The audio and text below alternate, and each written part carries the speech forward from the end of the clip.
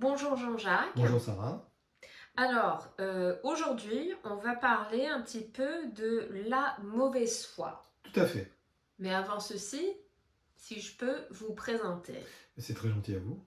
Alors, je suis ravie de vous présenter ou représenter, vous, notre philosophe, Monsieur Jean-Jacques Sarfati, agrégé, docteur en philosophie.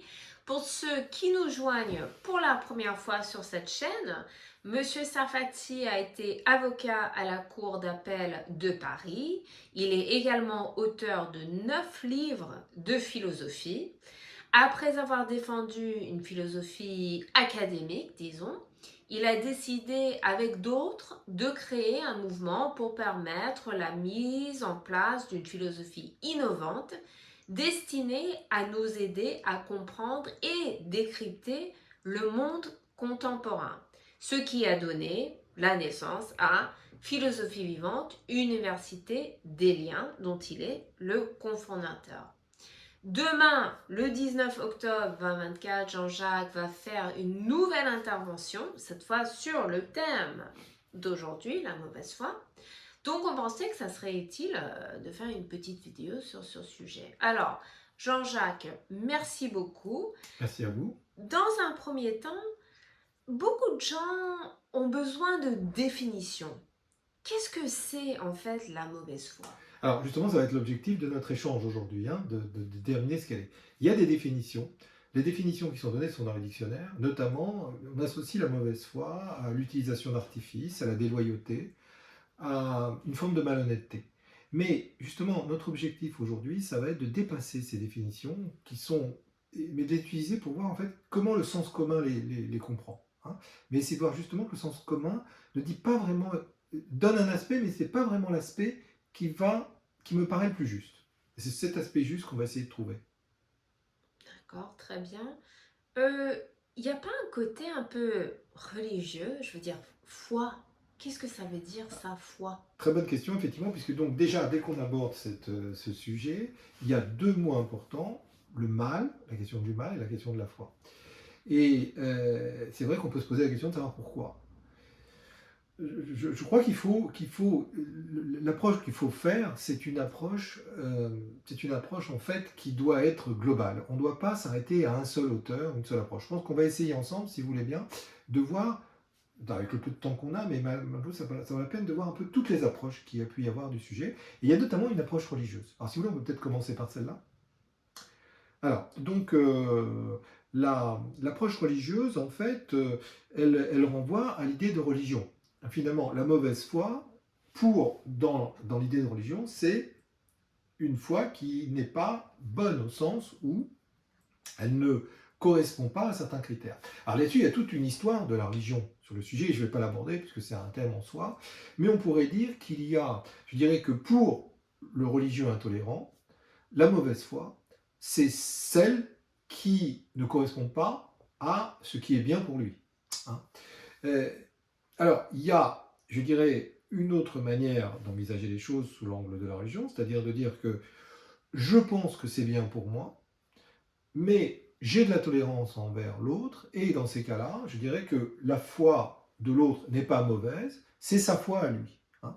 Voilà, donc ici, je dirais sur le sujet, il y a eu beaucoup d'échanges, et ce qu'on peut dire d'emblée, c'est que précisément, ce sujet, c'est vrai qu'on peut se demander pourquoi, encore une fois c'est la question, pourquoi ce terme de foi. Je pense qu'on pourra essayer de réfléchir autour de ça. Autour de ça. Très intéressant. En tant qu'ancien avocat, il n'y a pas aussi peut-être un côté juridique là? Complètement. C'est-à-dire que, en fait, justement, ce qui s'est passé, c'est que, je crois, enfin, une hypothèse qu'on peut faire par rapport à ce terme, parce que, encore une fois, la question, c'est pourquoi on utilise ce terme aujourd'hui, pourquoi il y a mot foi. Je crois qu'il y a une hypothèse possible, une piste de recherche possible, qui est que, au départ, donc, en quelque sorte, les sociétés se sont construites autour de la religion. Et notamment en Occident, en France en particulier, très vite, lorsque le christianisme est arrivé, on a classé comme hérétique, alors il faut savoir qu'hérétique, c'est celui qui, justement, choisit. Hein. Hérésis, c'est le choix, justement, en grec. Et donc, en fait, on a très vite accuser ceux qui n'étaient pas d'accord avec la conception romaine du christianisme. On les a tout de suite accusés justement d'être de mauvaise foi, d'avoir la mauvaise foi. Et l'Occident s'est construit pour, à un moment, je dirais, en optant, par exemple en France, pour la laïcité, et au contraire, dans les pays anglo-saxons, notamment, c'est les premiers qui sont intervenus sur le sujet, notamment avec l'habeas corpus, c'est-à-dire ici, par contre, avec la tolérance. Hein. Alors donc, pour les anglo-saxons, par exemple, c'est la lettre sur la tolérance de John Locke, eh bien, nous sommes anglicans, nous sommes protestants, mais nous acceptons qu'il y ait des personnes d'autres religions dans nos pays. Au contraire, la France, quelques années plus tard, va faire un autre choix, c'est-à-dire va faire le choix de la laïcité. C'est-à-dire ici que, eh bien, l'État est neutre en termes de foi. D'accord ? Alors justement, cette question va être utilisée par les juristes aussi pendant très longtemps. Et les juristes, eux, leur préoccupation n'est pas religieuse. La préoccupation des juristes, c'est plutôt de construire un monde civilisé. Hein. Et donc, le mot de mauvaise foi apparaît en droit civil et éventuellement en droit pénal. D'accord ? Donc, en droit civil, il y a le droit civil, et notamment le Code civil napoléonien en France, va poser très vite une présomption de bonne foi. Hein. C'est-à-dire que, pourquoi ? Parce que ici, il ne peut pas y avoir de société qui se construit si je considère que mon voisin est d'emblée de mauvaise foi. Parce que la mauvaise foi est associée chez les juristes à la culpabilité. Hein. Donc d'ailleurs, en droit civil, on aura la mauvaise foi, et en droit pénal, on aura la culpabilité. Hein. Donc on aura une présomption de bonne foi en droit civil et une présomption d'innocence en droit pénal. D'accord ? Les deux sont tout à fait liés. Hein. On est présumé innocent en droit pénal tant qu'on n'a pas été jugé coupable. On est présumé de bonne foi en droit civil tant qu'on n'a pas apporté la preuve de cette mauvaise foi. Donc ça c'est très important parce qu'on voit déjà que dans cette idée-là, dans l'idée de mauvaise foi, il y a quand même une idée, justement, qu'on a vu dans la définition, de culpabilité, de déloyauté.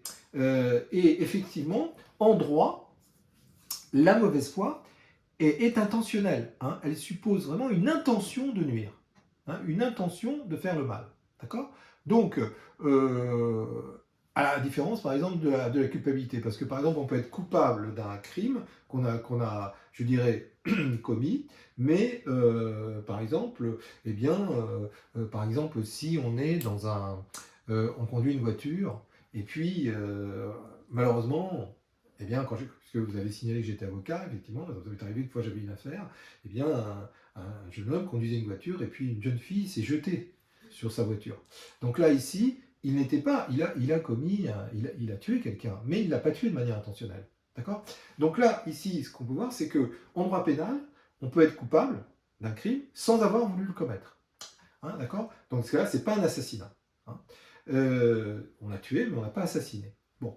Tandis qu'en droit civil, la mauvaise foi est intentionnelle. Si je suis... Et alors c'était très important en droit civil parce qu'elle permettait en droit civil de faire ce qu'on appelait une exception d'une exécution.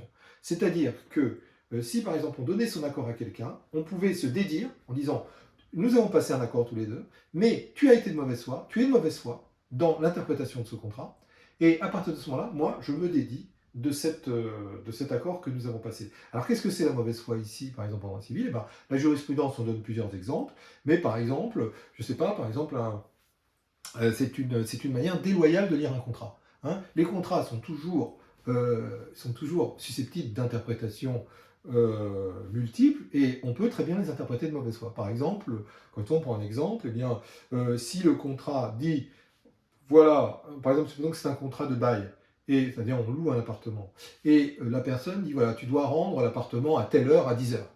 Sinon, tu me dois 10 000 euros. Voilà, hein, par exemple, supposons. Eh bien, la personne le rend à 10h05. Il dit, tu m'as rendu à 10h05, je te demande les 10 000 euros. Là, quelque part, on pourrait considérer que c'est de la mauvaise foi. Hein, c'est jouer sur les imprécisions des contrats. C'est être contraire à l'esprit du contrat. Voilà. Mais on va voir justement que, précisément, le terme va être aussi utilisé en philosophie. Hein, et c'est peut-être cet aspect-là qui est intéressant, mais on voit déjà que dès le départ, le terme est quand même associé à quelque chose de négatif. Mais on voit que la question de l'intention ou pas n'est pas toujours présente. Hein, voilà. Voilà ici déjà ce qu'on pourrait dire sur l'aspect juridique, merci de vos questions, l'aspect juridique et l'aspect religieux du sujet. Et tout ça n'est pas toujours traité ensemble, hein, c'est-à-dire l'aspect philosophique, juridique, religieux. Hein. Ou alors ils sont vus, pardon, toujours sous l'angle d'un auteur. Et nous on va essayer de voir peut-être plusieurs auteurs. Très intéressant, merci. Dans nos échanges également, il me semblait qu'on avait parlé, ce qui était très intéressant, très curieux, qu'en fait, il y avait peut-être plusieurs formes de mauvaise foi. Donc déjà, ça peut être compliqué de comprendre la mauvaise foi, mais est-ce qu'il y a plusieurs formes et comment on les comprend, on les distingue? Alors, est-ce qu'il y a plusieurs formes de mauvaise foi? Je ne sais pas. En tout cas, ce qu'il y a de certain, c'est que la mauvaise foi n'a pas été délimitée ou définie de la même manière suivant les philosophies qu'on a connues. Comme on l'a vu, par exemple, justement, dans les religions, dans certaines religions, il avait un certain sens. En droit civil, il avait un certain sens. En droit pénal, il en avait un autre. En philosophie, c'est un peu pareil. Et je crois qu'on peut essayer, alors peut-être on peut essayer de faire des grandes distinctions autour des philosophies. Et je crois que là, on pourrait faire une distinction entre les philosophies qu'on appelle anciennes et la philosophie contemporaine. Et là, je pense qu'il y a un grand décalage entre les deux. Si vous voulez, peut-être je pourrais vous expliquer un peu ce décalage. Avec plaisir. Alors, je crois qu'au niveau de... Il y a une différence entre les deux, c'est que dans les philosophies anciennes, alors on va dire surtout par exemple dans la philosophie grecque ancienne, on considère qu'il peut y avoir des personnes de bonne foi. D'accord. De même, on va considérer avec, par exemple, la philosophie d'un auteur chrétien comme saint Augustin, qu'il y a aussi la possibilité qu'il existe des gens de bonne foi, et les gens de bonne foi, ce sont les saints. D'accord. Alors, ce qu'il faut savoir, c'est que la notion de sainteté se constitue avec un certain type de christianisme. Dans le judaïsme, l'idée de sainteté n'existait pas vraiment. Hein. Il y a les prophètes, il y a des sages, mais il n'y a pas de saints. Donc, dans, je dirais, l'approche, on va dire, d'un certain catholicisme romain et d'une certaine philosophie grecque, on considère qu'il y a des gens qui sont toujours de bonne foi. Par contre, quand on va dans la pensée moderne de ce sujet, et notamment surtout quand on voit la philosophie notamment de Sartre et Freud sur le sujet, alors là, leur point commun, c'est de considérer qu'on est tous un peu égaux et qu'on est tous un peu de mauvaise foi. Hein, qu'il y a toujours une part de mauvaise foi. C'est-à-dire que, comme vous le savez peut-être, ce qui caractérise justement l'époque moderne, c'est le souci d'égalité. Hein, c'est le souci d'égalité, c'est ce que très bien Tocqueville montrera très bien dans La démocratie en Amérique. L'Amérique qui est l'État moderne par excellence, justement, c'est ce qui caractérise la modernité, c'est l'égalité. Tandis que chez les anciens, au contraire, eh bien, on admet qu'il y a des gens qui sont vraiment de bonne foi et d'autres qui ne le sont pas. Voilà. Alors, on en parlera peut-être tout à l'heure, parce que je sais que c'est un sujet dont on a parlé. Il y a quand même, s'il y a un décalage aujourd'hui dans le monde moderne, dans la littérature sur le sujet, c'est que il y a d'un côté la philosophie, mais de l'autre, effectivement, plusieurs ouvrages pratiques sur la question, plusieurs ouvrages de développement personnel, dont on parlera, qui eux abordent, qui eux ont l'air de considérer que le monde est coupé en deux, entre d'un côté les gens de bonne foi et de l'autre ceux qui sont de mauvaise foi. Et on en parlera peut-être, mais il y a aussi effectivement une dimension aujourd'hui pratique de sujet, avec beaucoup d'ouvrages, des textes dont on parlera quand on voit sur le sujet. Donc certains, par exemple un texte de 1934 d'un auteur donc, qui s'appelait Georges Soyer, par exemple, qui a écrit un éloge de la mauvaise foi. Hein, ou bien vous avez des textes qui aujourd'hui voilà, disent aux gens, ben voilà, comportez-vous de mauvaise foi. Hein, donc ça c'est très intéressant, c'est un des aspects aujourd'hui du sujet. Et sur lequel on pourrait réfléchir. Très bien. Donc, avant de conclure, je voulais vous poser une question par rapport à votre dernier livre. Donc, pour rappeler à nos spectateurs, Monsieur Sarfati a écrit déjà 9 livres sur la philosophie. Il est en train d'écrire un autre. Mais votre dernier livre, là, sur le pervers narcissisme, en fait, je le vois juste derrière vous. Vous pouvez nous le montrer? Parce que j'aimerais bien qu'on en discute, si possible. C'est quoi la relation entre le pervers narcissique et la mauvaise foi? Parce que il doit avoir une relation quand même. Alors, bon, encore une fois, comme je l'ai dit, il y a plusieurs, peut-être je pourrais dire deux mots, mais il y a plusieurs approches de la mauvaise foi dans la philosophie. Et aujourd'hui, une des caractéristiques de la mauvaise foi, c'est que je dirais qu'elle était, chez les anciens, surtout vue sous un angle éthique, tandis qu'elle est plus vue sous un angle psychologique dans notre monde. Et ce qui caractérise sûrement notre monde qui est très tourné vers la psychologie. Donc, donc dans une approche, dans une conception, alors tout dépend de la conception dans laquelle on se trouve. Si on se prend par exemple dans une conception justement freudienne du terme, alors Freud n'utilise jamais le terme de mauvaise foi, mais la question de la culpabilité, le sentiment de culpabilité, est très présent dans la pensée freudienne, évidemment dans la psychanalyse. Donc je dirais que ici, ce qui, par exemple, et justement, on va dire qu'en Sartre, dans L'être et le néant, Sartre, justement, est connu aujourd'hui, quand on pense de mauvaise foi, la mauvaise foi aujourd'hui, on pense surtout au terme au texte écrit par Sartre dans L'être et le néant, et dans lequel justement Sartre précisément veut répondre à la psychanalyse. Et pour Sartre justement, la mauvaise foi n'est pas intentionnelle. Hein. Il veut vraiment montrer d'une part que ce n'est pas intentionnel, et d'autre part surtout ce qu'il veut montrer c'est que justement elle n'est pas consciente non plus sous un certain sens. C'est-à-dire que pour Sartre, la mauvaise foi, alors pour lui, d'abord, donc elle est dans le sens où, quelque part, alors par exemple, il donne deux exemples très connus, l'exemple de la coquette et l'exemple du garçon de café. Donc la coquette, en fait, elle est dans une position où elle a un rendez-vous avec un homme, elle connaît très bien les intentions de cet homme, et au moment décisif où il s'agit de choisir, eh bien, elle refuse de choisir. Hein. C'est-à-dire que la mauvaise foi, c'est, pour Sartre, refuser d'utiliser la possibilité de liberté qu'il y a toujours chez tous les hommes, parce que Sartre est un penseur de la liberté.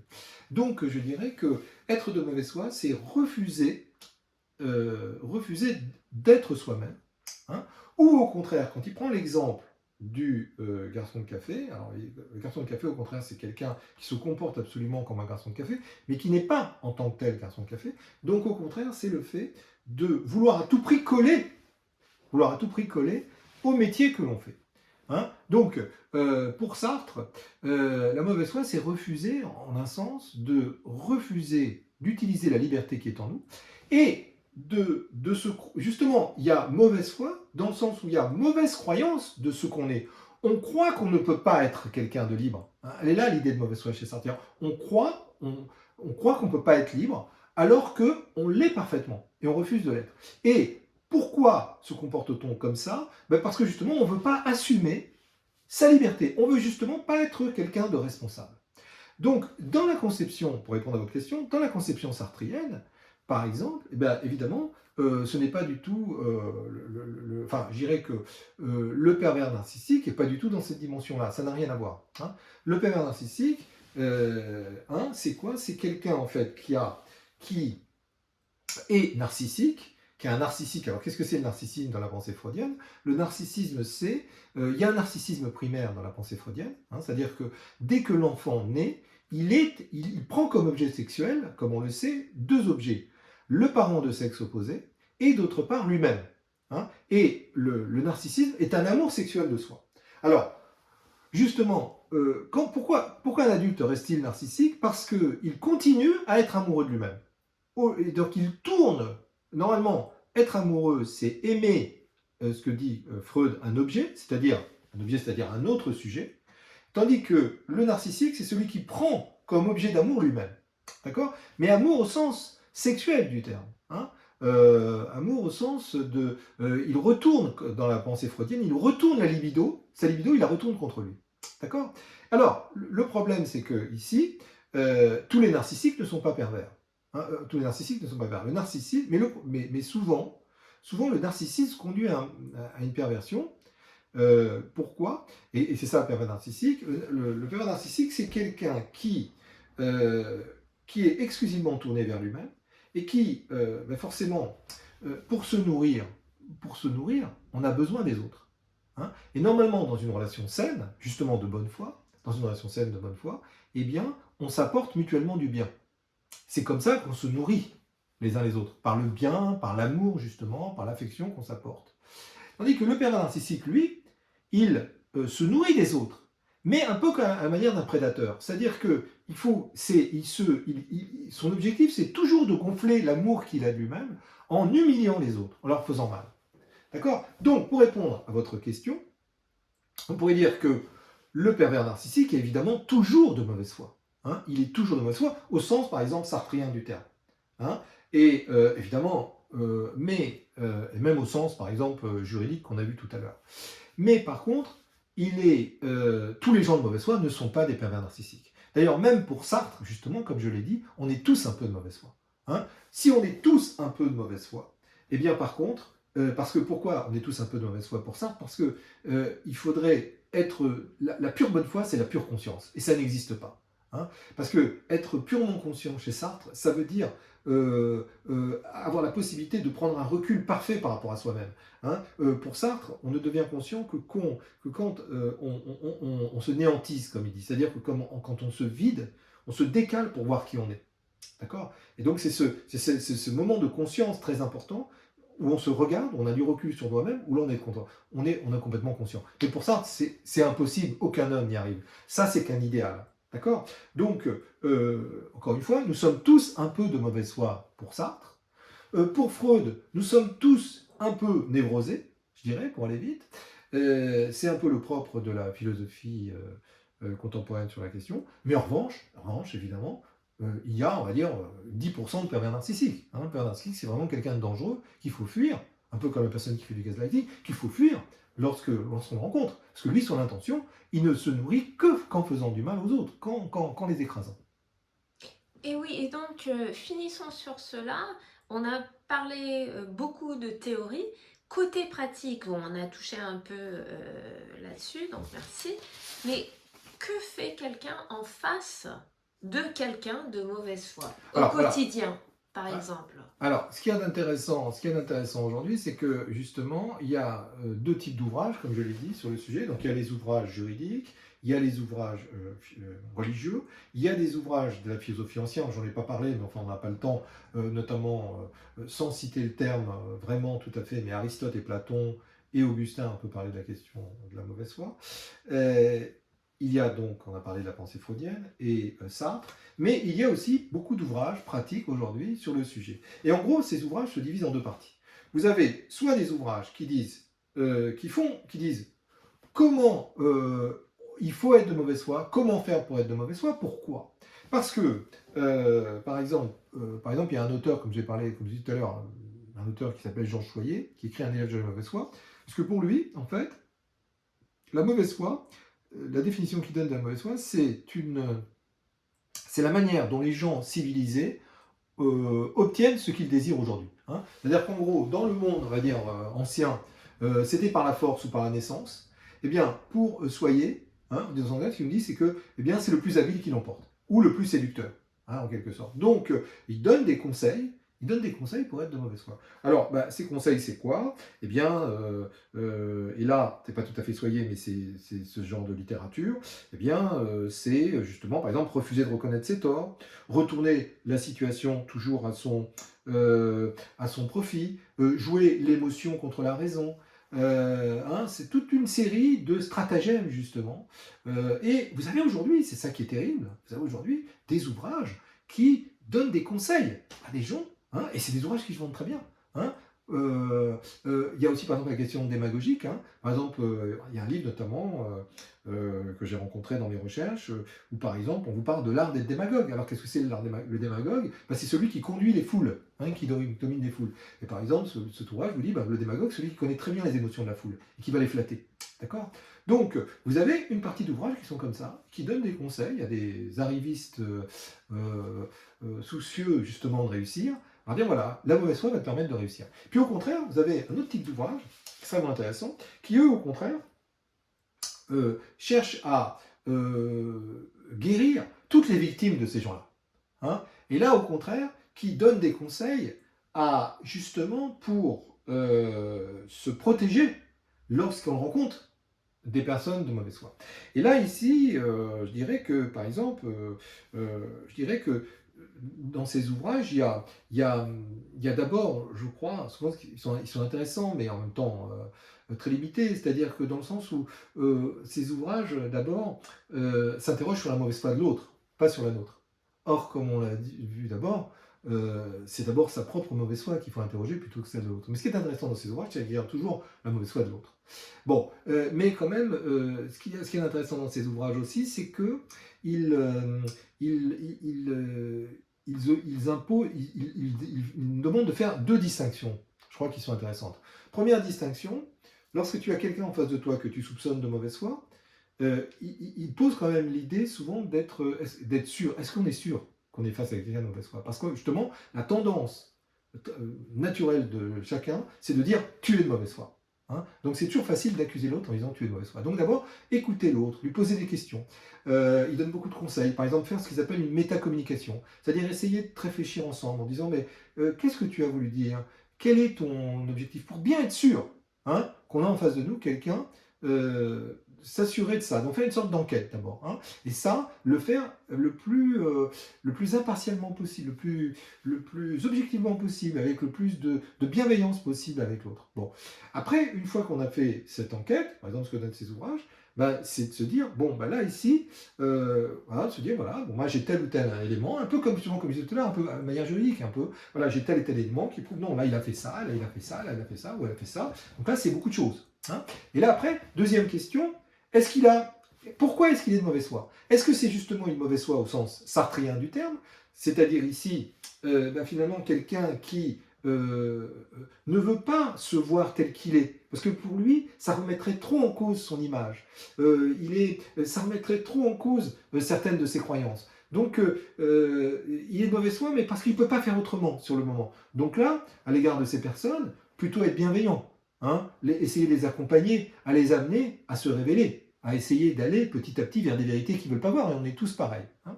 Par contre, et là, justement, ces ouvrages le disent aussi, par contre, il peut y avoir des gens qui sont de mauvaise foi, vraiment pour nous faire du mal, et là, on pourrait dire c'est le pervers narcissique. Hein. C'est le pervers narcissique, c'est le pervers tout simplement, et là, évidemment, dans ces cas-là, il n'y a rien à faire.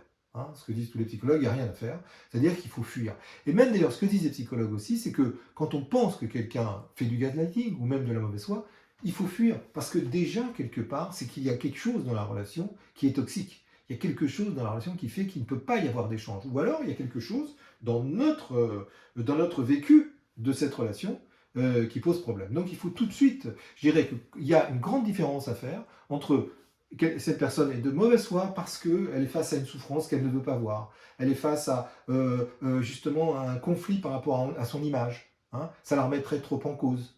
D'accord? Et donc là, il faut l'aider petit à petit, il faut l'aider, il faut l'accompagner. Justement, il faut être dans la compassion à son égard, il faut être dans la fidélité. Par contre, ou au contraire, il y a l'autre personne qui, elle est vraiment dans une envie de vous faire du mal et de vous détruire. Et là, dans ces cas-là, et bien là, dans ces cas-là, il faut fuir le plus possible. Enfin, il y a un autre type d'ouvrage très intéressant sur le sujet, et là, il y a toute une piste qui sont tout ce que Karpman a fait, qui est un psychanalyste américain, autour des jeux psychologiques. Hein.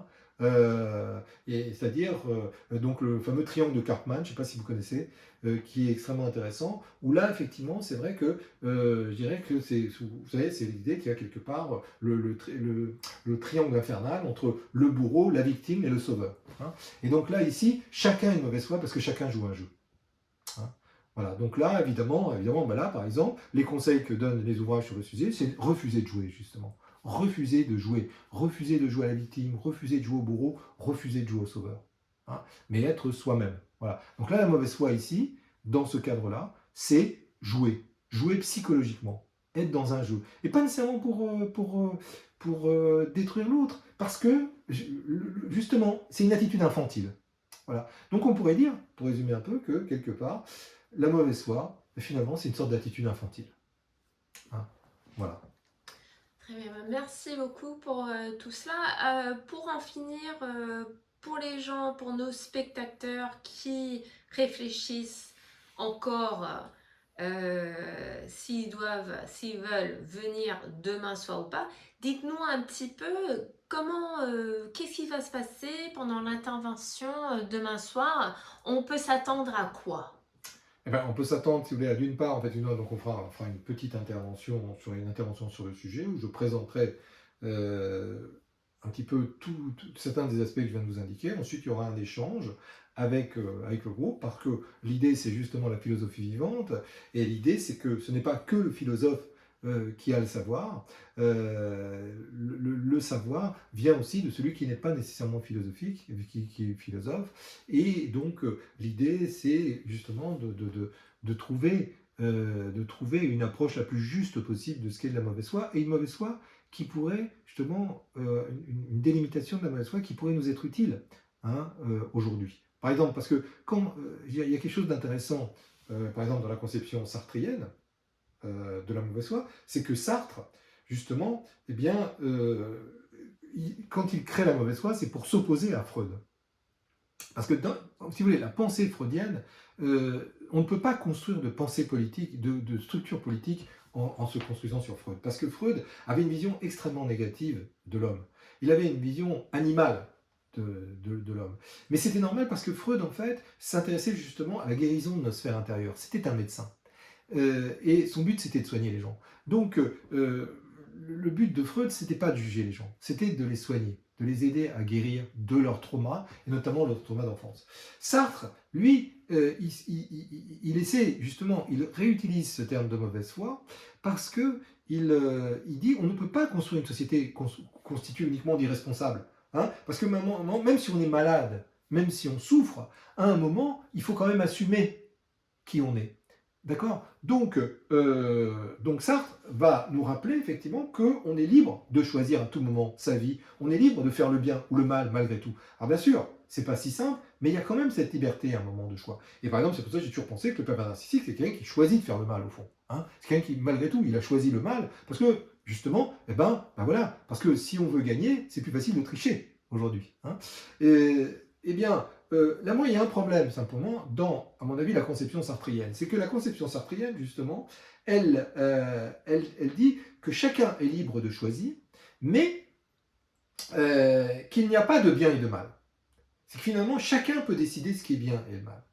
Et de plus, dans les exemples qu'il prend, par exemple notamment sur la coquette, il nous dit finalement que cette femme, par exemple, elle est de mauvaise foi parce que elle refuse de choisir, elle refuse de dire oui ou non quelque part directement. Mais on voit qu'il y a beaucoup de débats aujourd'hui autour de ces questions, justement, notamment les féministes. On voit que c'est plus compliqué que ça, la question du consentement dans la relation hétérosexuelle.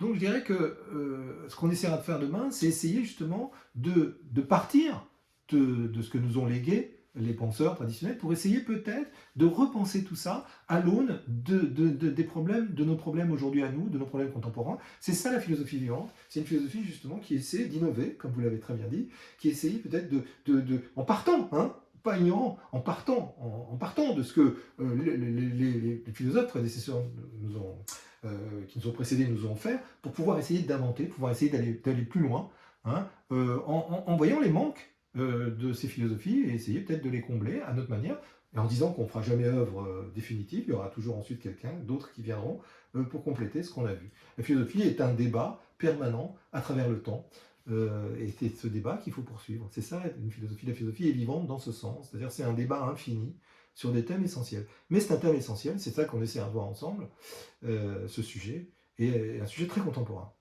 Ah bah, très bien, demain soir, ça va être excitant. Y a-t-il encore des places disponibles pour ceux qui voudraient se joindre à nous? Il reste encore quelques places, mais il faut faire vite.